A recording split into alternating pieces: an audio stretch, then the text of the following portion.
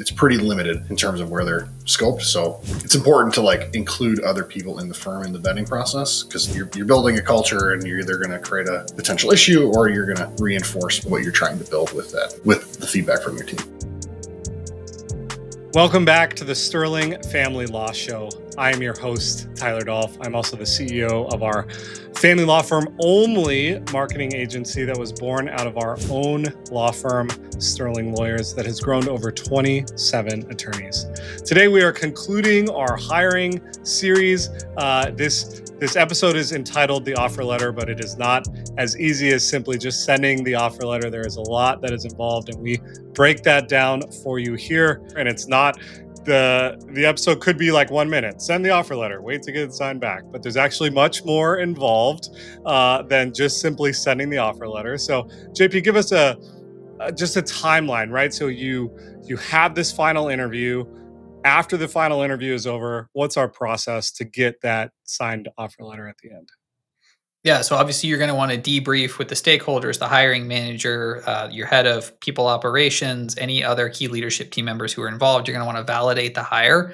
We have a saying we've bandied around internally: if it's not a hell yes, it's a hell no. Like, you want to be really confident by this point. But you've had an operational interview, you've had a culture interview, you've got a really good chance to get aligned with this person on what they're stepping into from a value standpoint. So you should be able to, within just a few days, make a decision on whether this is the right person for the role and whether you want to move forward. And at that point, what you don't do is just send them an offer letter. What you should do is schedule a follow-up conversation with the person who's going to be leading this, to talk through what it looks like to take next steps to join your company, because you want to lock down expectations, timelines, give them space to ask any questions, and make sure that you are fully in agreement as you move forward.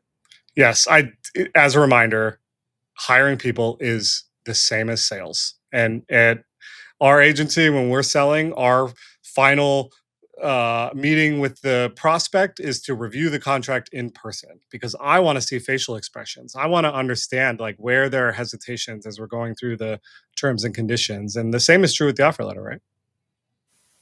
100%. Yeah, and for the family law firm owners that are listening, we probably don't have all the roles that JP rattled off, depending on the size of our firm. So like, you're really working with, if they're going to be working with a paralegal. So if it's a smaller firm, it's probably you, and like which paralegal are they going to working with, and what's the peer that they're going to have internally, the attorney peer that they're going to have that you really respect. If you have a managing partner, they should be the one signing off on it in this process as well. So like, there's the players are going to look different, but it's literally the same process. You're going to want to get perspective, up, sideways, and down in terms of like how the team feels about the person coming in, especially for an attorney, because they're integrated in so many different ways in a law firm, which is different than an agency. When we hire a paid search person, they're really kind of just functioning with their department, with their own peers. There's not a whole lot of like interaction with sales, for instance. There's, it's pretty limited in terms of where they're scoped. So it's important to like include other people in the firm in the vetting process, because like you're building a culture, and you're either going to create a potential issue or you're going to reinforce what you're trying to build with the feedback from your team. 100%. Let's transition into hiccups or roadblocks that we have encountered during the offer process. Either maybe they got a counteroffer from their current, firm, or they want to extend out the timeline to when they transition, or they, the compensation, there was a misalignment. JP, give us some of those roadblocks and how to get over them. Yeah, so obviously there's a bunch of factors to consider here. If they're currently working somewhere, if they're currently employed, hopefully you found out early in the process why they're leaving. And what you talk through with them is how the pain that they're experiencing today, whether that's around compensation, growth opportunity, culture, is being addressed in this move. You want to reinforce that. Hey, you told us that one of the things you're really looking for in your next position is, and we've talked about, how do you feel like that's going to be solved here? Do you feel like this is, like, you want to hear them own the fact that they're moving towards something they want, because that's going to help them if they get a counteroffer. to help them say, no, I'm committed. This is the right decision. So that's a big one that helps get rid of some of those roadblocks you talked about around counteroffers. Timelines, you do want to have an expectation of when this person needs to start and give an appropriate notice. I will say that it's generally a good sign if the person you're hiring is employed currently and is giving a substantial notice to their current employer. That's a good sign they're going to do it for you too. So that's not necessarily a red flag if they're saying, hey, I want to give 2, 3, 4 weeks. I'd love to start with you in 30 days. That's pretty reasonable. If they're giving you, 60, 90 days or something like that, it's probably worth digging into. Is there something else going on? Another thing you could consider is like talking about timelines and bringing them on. Is there something in that starting period that is going to create a hiccup to their onboarding? Oh, I've got a big 2-week vacation planned to Tahiti to celebrate my 20th anniversary a week after I start. All right, well, I don't really want to start you and then have you immediately out for 2 weeks. That's going to make it really hard for me to get you ramped up quickly. Like, you want to try to uncover those things. Any concerns that are going to come up in the first 30, 60 days, vacations, trips, surgeries, anything going on that they know about and can tell you, you're trying to like pull that out. And then, of course, like I'm going to set aside compensation because that's its own whole conversation. But you do want to be aligned on expectations in terms of the whole compensation package that you're discussing. And again, this gets back to like, understanding what they're leaving, what they're looking for in their next opportunity, what they're coming from. So those are some places that can kind of backfire on you that we've seen and how we try to get ahead of them. You want to be proactive in solving those. Hey, family law firm leaders, my partner, Tony Carls, just released his book where he lays bare our precise blueprint for growing Sterling lawyers from 0 to 17 million. This is the blueprint that we still use daily. And Tony explains it in very simple terms. The truth is, this is not simple to do. Success requires and demands hard work, but if you have the patience and the work ethic to do it, your family law firm will succeed. If we're gonna transition to the compensation piece, I think there's some important things here. It's real easy to start a team member and with a bad taste in their mouth because you aggressively negotiated with them on their salary, and now they're disgruntled already, and they haven't even started working with you. Because if they're running away from something that is painful and you've just given them a different version of that pain through like an aggressive negotiation, that's typically not a good thing. Like, it might feel good that you won the negotiation, but you're probably setting yourself up for a conversation that's going to probably come out of nowhere in a relatively short period of time.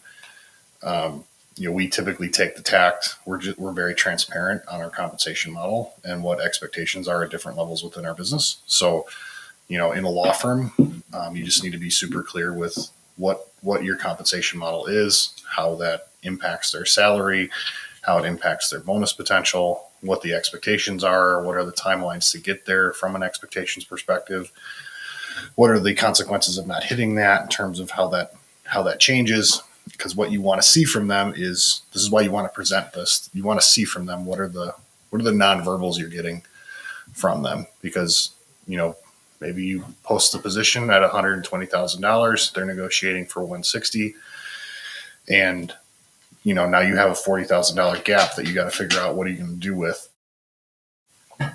to retain this talent that you really want. And if you're super transparent up front about here's how the monetary part of our practice works and what the expectations are as it pertains to this, really doesn't matter what your salary is if there's very clear alignment on performance expectations from a production perspective. Because typically attorneys have very high vested interest in what they're bringing to the firm from a overall revenue perspective and how that impacts their overall compensation.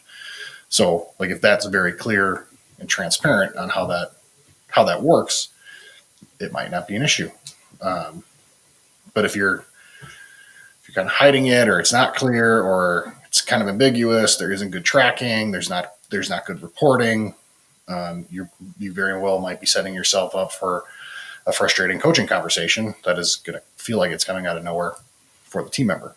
So I think being very transparent and not, my personal perspective is I don't take a tact of negotiating. I let them set their own bed and then set very clear expectations of what that bed means in terms of what they're getting ready to lie down in. Because I don't want people to come in and feel disgruntled at the front end. And typically, if you get to this point and you haven't started having this type of conversation already, you're already behind the 8 ball. This should be one of the things that you're asking about in the culture interview in terms of salary expectations. So that way you're setting yourself up well for this conversation, not because you're trying to figure out how to negotiate and position yourself, but you're already coming to the place of, all right, I went through 3 different interviews. I like this person. They fit a range that I was okay with, and now I'm going to make that a real offer. And like, here's what that real offer means for the candidate. That's great. What have you done in the past if there is a misalignment on salary? They want 160, the job's at 120. How have you closed that gap? So there's obviously a lot of ways that you can close the gap. One way is so if the gap was that big, I wouldn't do this. So if we were to like shrink that gap to 10,000, one of the things that I would highly consider is creating part of their salary as a sign-on bonus that's paid out over the first year of their employment, especially if it's an attorney and their base compensation is based on their production from a revenue perspective. Because it's going to be very easy for them to exceed that if it's clear what their performance objectives are. If they don't hit it, now there's an easy level down from as that annualizes to the next year, because it's a sign-on bonus that's paid out over the course of that first year. So like there's some safeguards there. If it was 40,000, it's a pretty large gap, I would say. That needs to be more of a career conversation in terms of like, here's where we are. This is how we think about responsibility. This is what would need to be achieved from a business perspective to get there. How do we work through that? And that would be more of a collaborative conversation in terms of how are they going to help the business get to the place where that type of compensation for an individual team member is possible.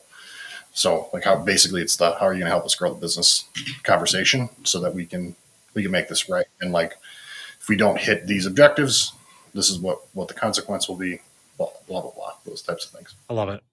Yeah. So it is simply not just sending the offer letter. It is walking them through, ensuring that everyone is aligned on what is expected, as well as, how they're going to impact the firm. I think we should do another episode on onboarding, because that's just as important, right?